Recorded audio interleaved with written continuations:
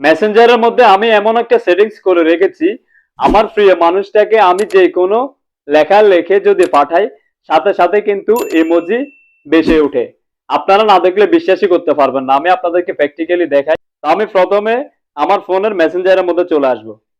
মেসেঞ্জারের মধ্যে আসার পর এটা হচ্ছে আমার প্রিয় মানুষের আইডি। আমি এখানে একবার ট্যাপ দিব। আমি এখানে লিখবো লাভ ইউ। লেখার পর এখান থেকে সেন্ড করে দিব। এই যে দেখুন আপনারা কত সুন্দর ইমোজি বেশি উঠেছে। শুধু আমার এখানে না, আমার প্রিয় মানুষের ফোনের মধ্যে কিন্তু এই ইমোজি গুলো বেশি উঠেছে। এই সেটিংসটি যদি আপনারা আপনাদের মেসেঞ্জারের মধ্যে করে রাখেন, তাহলে আপনার প্রিয় মানুষ অথবা যে কোনো মানুষকে যে কোনো লেখা লিখে পাঠিয়ে দিলে আপনার ফোনের মধ্যে এই ইমোজি গুলো বেশি উঠবে। যাকে পাঠাবেন তার ফোনের মধ্যেও এই ইমোজি গুলো বেশি উঠবে।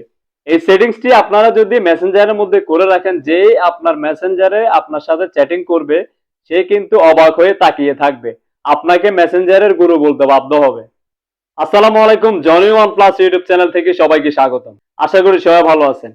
অস্থির এই সেটিংসটি আমি আমার মেসেঞ্জারে কিভাবে করেছি আর আপনারা আপনাদের মেসেঞ্জারের মধ্যে কিভাবে করবেন সেটি এই ছোট্ট ভিডিওর মধ্যে দেখিয়ে দিব। আর এই ধরনের ইম্পর্টেন্ট ভিডিও পেতে আমার চ্যানেলটি অবশ্যই সাবস্ক্রাইব করে রাখবেন, সাথে থাকা বেল আইকনটি অবশ্যই বাজিয়ে দিন। তো চলুন শুরু করা যাক কিভাবে আপনারা আপনাদের মেসেঞ্জারের মধ্যে এই সেটিংসটি করবেন। এখন দেখাবো আপনারা মেসেঞ্জারের মধ্যে এই সেটিংসটি কিভাবে করবেন। আপনারা সোজা আগে চলে আসবেন গুগল প্লে স্টোরের মধ্যে। গুগল প্লে স্টোরের মধ্যে আসার পর উপরে একটি সার্চ বক্স দেখতে পাবেন। এই সার্চ বক্সের মধ্যে আপনাদেরকে মেসেঞ্জার লিখে সার্চ দিয়ে মেসেঞ্জারটি আগে আপডেট দিয়ে নেবেন। আপডেট দিয়ে নিলে নতুন সেটিংস গুলো নতুন ভাবে যুক্ত হয়ে যাবে। তারপর পুনরায় আপনারা আবার মেসেঞ্জারের মধ্যে চলে আসবেন। মেসেঞ্জারের মধ্যে আসার পর যে আইডিতে আপনারা এই সেটিংসটি করতে চাচ্ছেন ওই আইডির উপর একবার ট্যাপ দিবেন।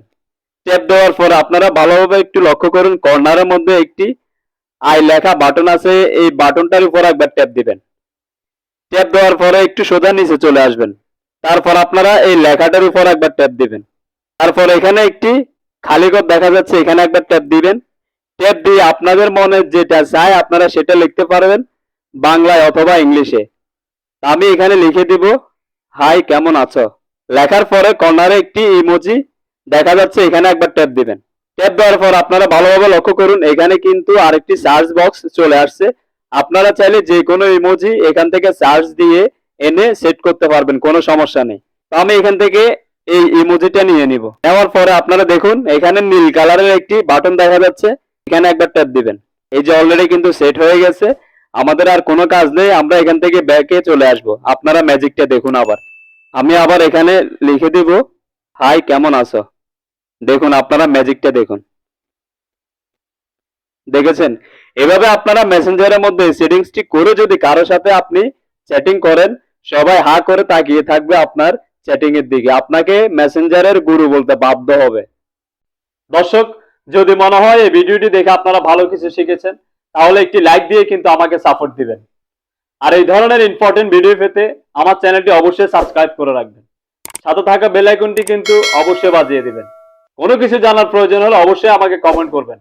ধন্যবাদ সবাইকে এতক্ষণ সাথে থাকার জন্য। আল্লাহ হাফেজ, আসসালামু আলাইকুম।